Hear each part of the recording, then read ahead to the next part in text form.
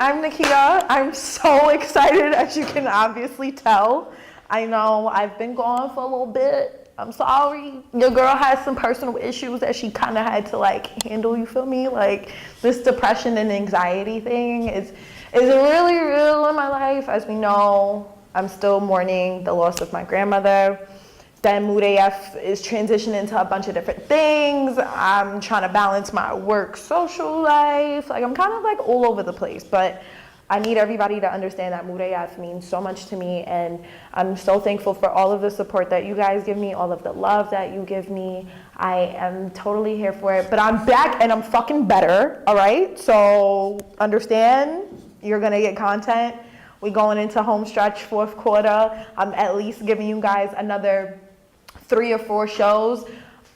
I'm gonna try my hardest to give you guys 3 or 4 shows before the end of the year. As always, big thank yous to my family, my friends, my team. I love you guys. And of course, I have somebody really special behind, the man behind the mic, as we all know, Parrish.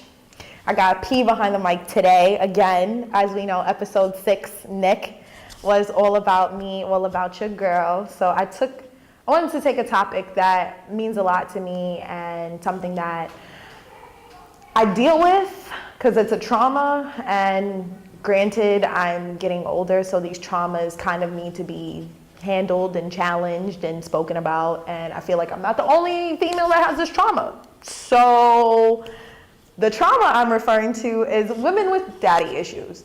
Now, usually women with father issues, daddy issues, get a bad rap because they go looking for love in all the wrong places with all the wrong dudes.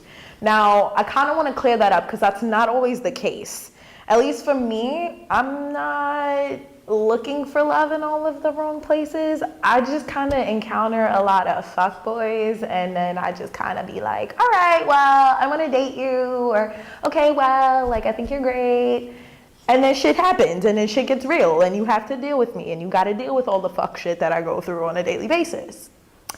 So I see you grinning over there, Mr. P. What's up? All tea, all shade, all offense on my life and these daddy issues. What's up? I mean, it seems that Pops was pretty offensive. So. I mean.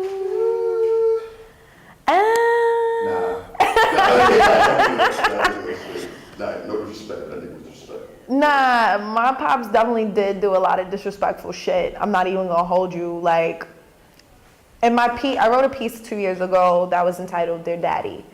And I will link that below for you all to read so you can get the backstory. So basically, in Dear Daddy, we get into all tea, all shade, and all offense about the relationship with my dad and I, and how things kind of happened and where shit went wrong. So for those of you who don't know, when I was 11, my parents bought a crib, and I moved to Dallas. Moved to this little suburb in Dallas called Euless. Shout outs to all my people, y'all know who y'all are. And I was there for 6 years of my life, but I lived a double life. So I spent my school year in Dallas, and then I spent my summers and my holidays in New York. So I got to live the best of both worlds. And then when I was 17, my pops did some foul shit, kind of like foreclosed on my crib, kind of had to move back to New York, being the new kid senior year when, you feel me, you have mad shit going on. Like I was about to be editor-in-chief of the high school newspaper, like I was going to prom, I was doing mad shit with my life. And then, boom, you gotta like just lie to all your friends and tell your friends like, yeah, like I'm living in New York for the residency so I could pay college in-state tuition, when no, grease your whole body. Like my pops was out here having a whole affair, and then boom, like I lost my crib, so I ain't have no choice. So I guess that's the backstory to it. So when P says my father was offensive, dude was actually offensive. But now that I'm 24, I guess you could say my relationship with my dad's a little bit different. Like we're never gonna be what we once were. However, there's always room for growth. There's always room for improvement. My pop still does shady shit on the low that you kind of like got a side eye and be like, yo, what the fuck, bro? Like, I'm a good kid. I'm a great daughter. Like, You feel me? Like, why grease me? I don't know. Is that weird? Saying like, why grease me to my parent? Nah, it's not weird, especially since, you know, niggas is grown now. You know what I mean? So you gotta have that real, you gotta have that, yeah, man, you gotta throw the bows, man. Whether it's mentally, physically, spiritually, you gotta throw the bows. You know, so you gotta get to the point about it, man. But it's like, besides just, you know, the fucking affairs and everything like that, you know, obviously he went through his fair share of difficulties. So like, all through the shit he done, how can you still have empathy for the man, whether he had a car accident, whether he had, you know, bad heart conditions, everything, like, cause I understand, I went through a similar shit, like my mother got cheated on my step-pops. Yeah. Our house got foreclosed at 12. Yeah, you know what I mean? yeah. And then, ironically enough, the hotel I went to got burnt down 3 Oh, months later. Jesus, like, Lord. So I'm just on the other reflection. So Yeah, I feel you. it's from a female standpoint, like, how? I mean, you're already caregiving enough. There's gotta be a limit somewhere, isn't it? I feel like, God rest her soul, my grandmother always taught me to love and love hard. So growing up in the culture of being West Indian, like, I can't speak for all West Indians because this can't be relatable to everybody, but I know growing up, like, the wife is the wife. Like, you got the kids, you are A1, like, you first in line. Like, so what if he has 5, 10 side bitches? You stay. Like, you still gonna cook, you still gonna clean, you still gonna be married, you still gonna take care of these kids, you still gonna raise this household, you stay. So the empathy thing fucks with me heavily because I don't know, I'm experiencing a lot of loss around me, and especially with like my friends that have parents that have passed, I know that feeling is just something I just don't want to experience right now in my 20s. Matter of fact, I don't want to experience it, period, but it's gonna come a day where like I don't have a choice and my parents are gonna pass, like, and I have to face those traumas. So I just feel like there's been so many instances where I have almost lost my dad that I'm just kind of like, fuck, like, okay, you've done all this fucked up shit, but I can't lose you because I don't know what that's gonna do to me mentally. Because at the end of the day, my father was around and then he did that shit so young. So then now you coming back around and it's kind of like, where we going, what we doing, how we, you feel me, like how we moving type shit. So I have the empathy bone in me because I'm just, popular to contrary belief, like, I may be a bitch, I may be, according to Parrish, a gaping asshole, but I still have a big heart and I care about all my people and I wear my heart on my sleeve and I have a lot of love to give, so, yeah. You should. Listen. Listen, I'm over you already. Like, goodbye.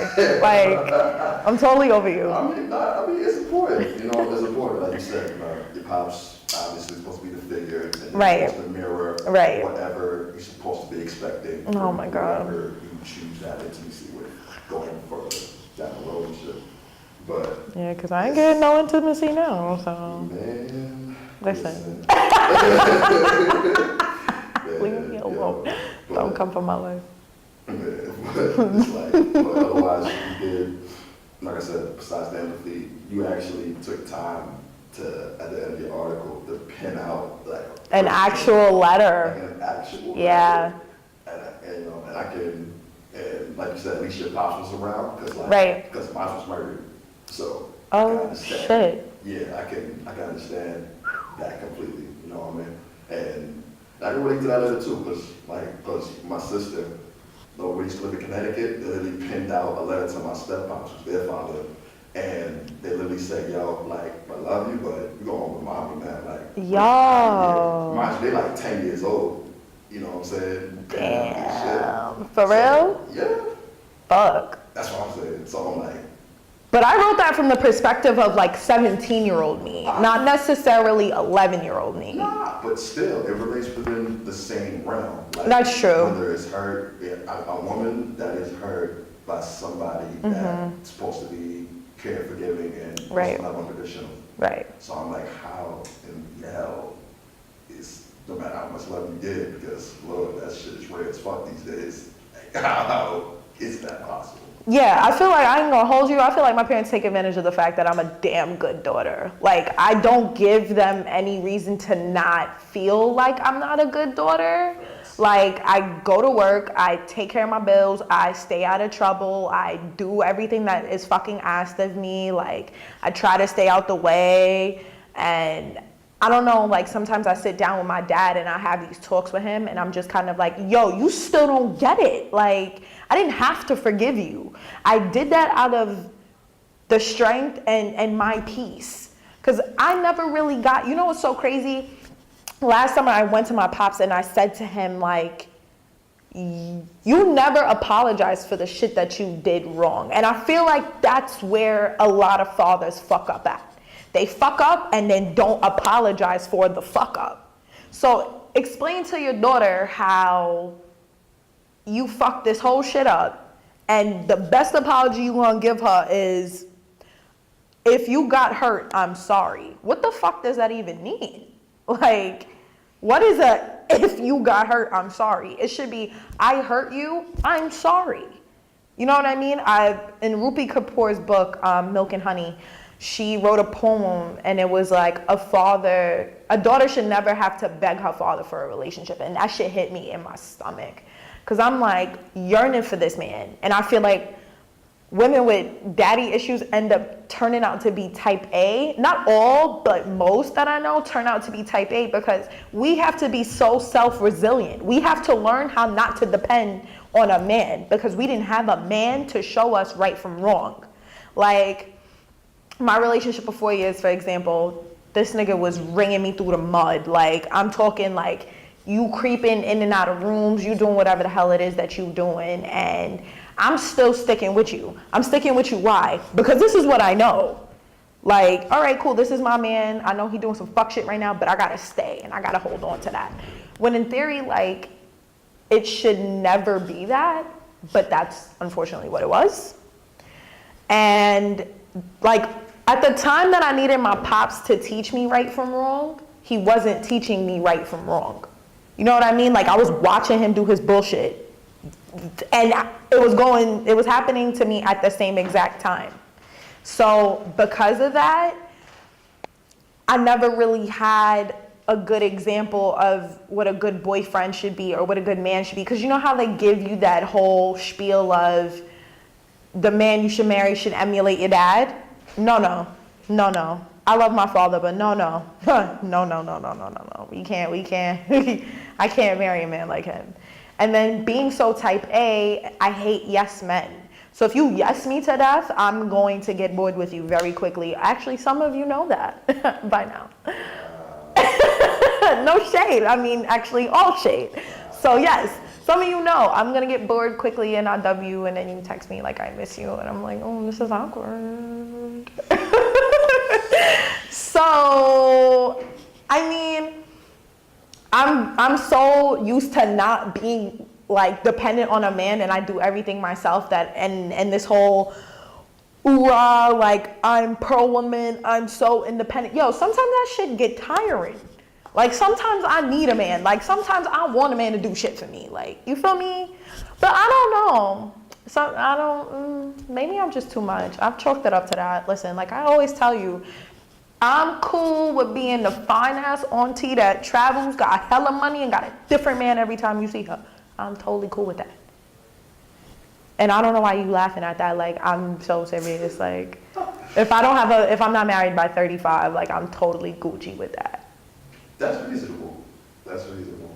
That's reasonable. Because, like, because 35, you got then, on top of that, you got to leave that gap for the ovaries for kids, because they got that 10-year stretch, you know what I mean? Yeah, I said if I'm not popping one on by at least like 32, like, yeah. I feel it. I respect the process. You feel me? Like, I don't know. My ovaries been jumping real hard lately though, because I was like, ooh, I have baby fever. There's so many babies around me. Like, that new baby smell. And then I'm like, yo, you actually got to raise this shit, Nikeita. Like, you can't just drop it off and be like, here. You feel me? People don't understand that lately. Oh. Shit. And That was definitely all shade. but I mean, I don't know who you throwing shade at, but you're galvanizing all this from 17 to 22. Something also happened at 24. oh God, yo, 24. Yo, can you believe, like, I've only been 24 for, like, what, 5 months? Yeah.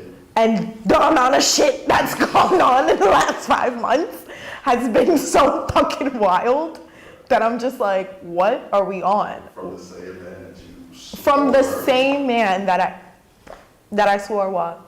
that you forgave. Oh my God, I know. I don't know. I feel like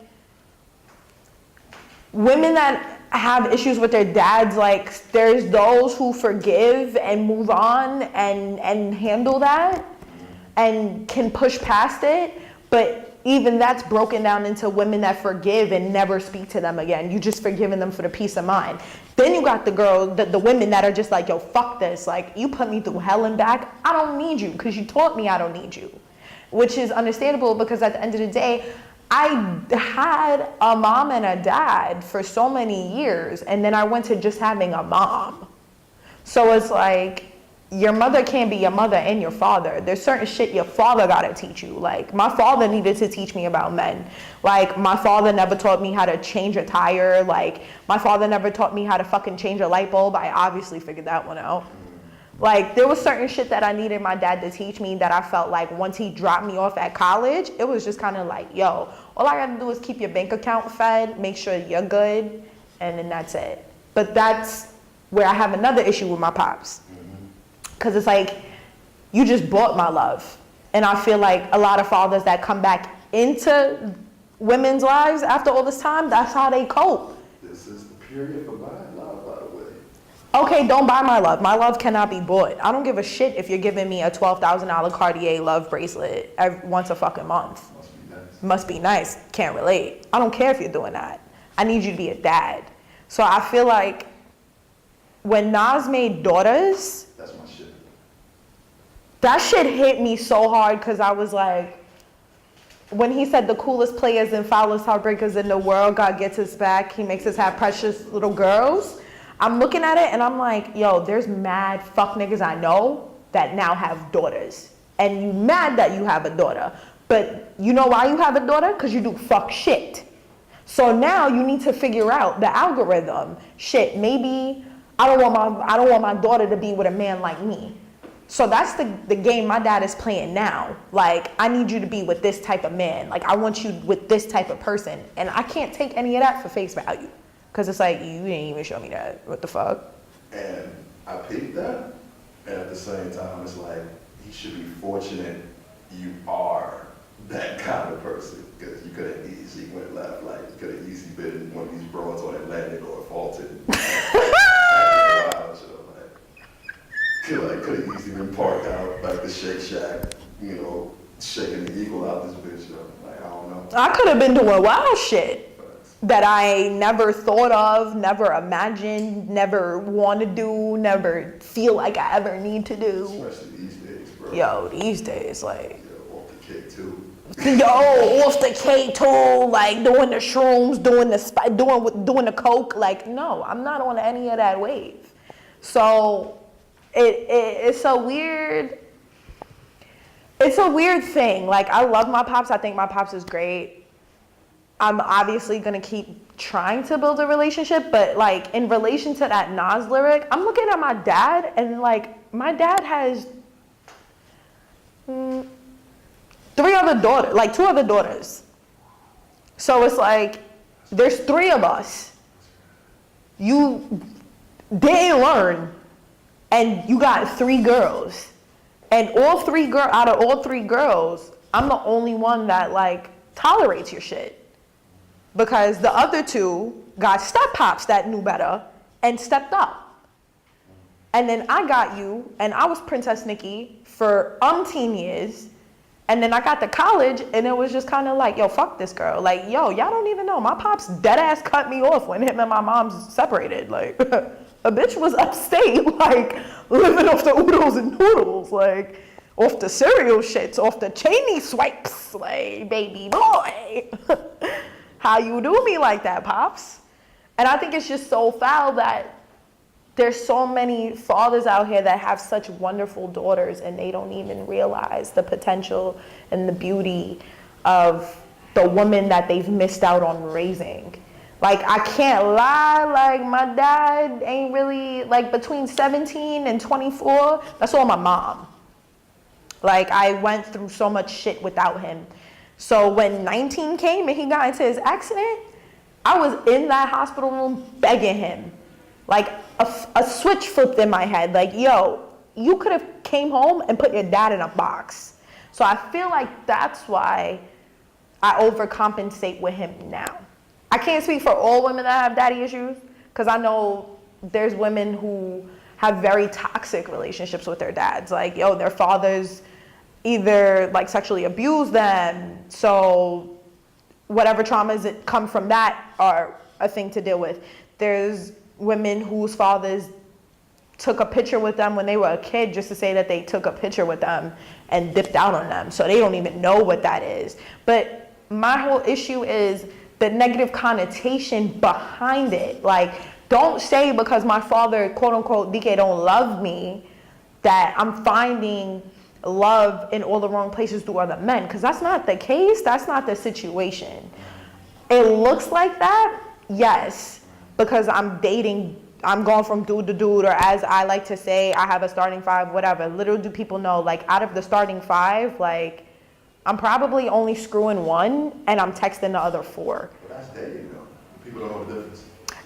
Basically, or better yet, for all you know, the starting five, I'm not sleeping with none of them and I'm just bored and I'm just texting you, or like you just taking me out, and that's basically that. Like, that doesn't mean I'm trying to find love in all the wrong places. Shit expensive, by the way. Yo, why are you coming for my neck? Yo, that big city came in this morning. I'm like, shit, that movie was crazy. Yeah. Yo, them 20-piece tenders hurt, yo. First of all, I didn't get a 20-piece. I got a 14 boneless. All right. I ordered the same shit you ordered. I didn't even get cheese on my curly fries, bro. So, if you ordered the same thing, you know there wasn't a 14, it was a 20. Look at, Yo, like I said, expensive, yo. But otherwise, yo, don't come for my expenses. Yeah. All right, I'm tired of you. your expenses. I just said you expensive. First of all, hello, sweetheart. You don't pay for these nails to get done. Shout outs to my girl Annabelle at Panabella at Ava and Amber's nail boutique. She gonna fuck me up, but it's okay. It don't matter. She know I love her because I be shouting her out. Do you see these? Y'all don't pay for these. You know how much these cost? These are...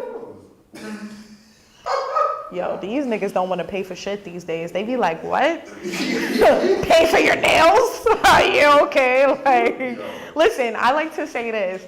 If you text me and you ask me, oh, you got a nail appointment, this, that, the next, and the third, I'm gonna let you know right now, like, don't ask me to pick out the color if you're not paying for it.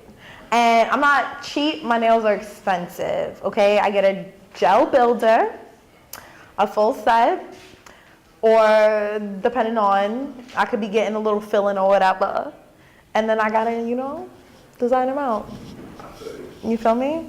Wow. And my hair, y'all don't even want to know how much I pay for haircuts, all right? So cash at me that coin. My cash tag is $ Nikeita, Nikeita, all right? Holla at me.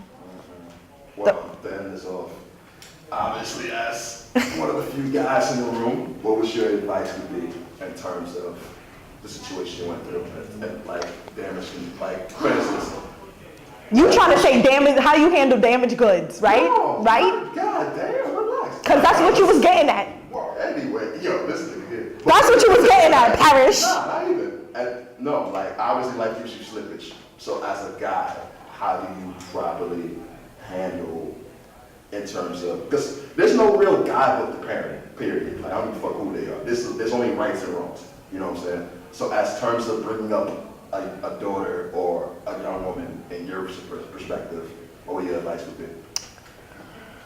Be patient. Do not lie. Do not hold anything back. Like, actually listen to everything. Pay attention to everything. Don't overanalyze shit. I'm not saying that, but pay attention. Even to the minuscule shit. If she says, Dad, I like my fries seasoned this way, pay attention to that. Dad, I like this type of dude, or I like this type of dress, or I like this type of girl. Pay attention to that. Pay attention to your daughters. Because at the end of the day, we women, we gotta take care of the fucking world. So you know what? Cherish us. I think that's the best way to end it. But I'm Nikeita. I missed all of my babes. Thank you for being with me and holding me down and loving me unconditionally. I love you. This is Mudeyat, and I'm gonna be back soon.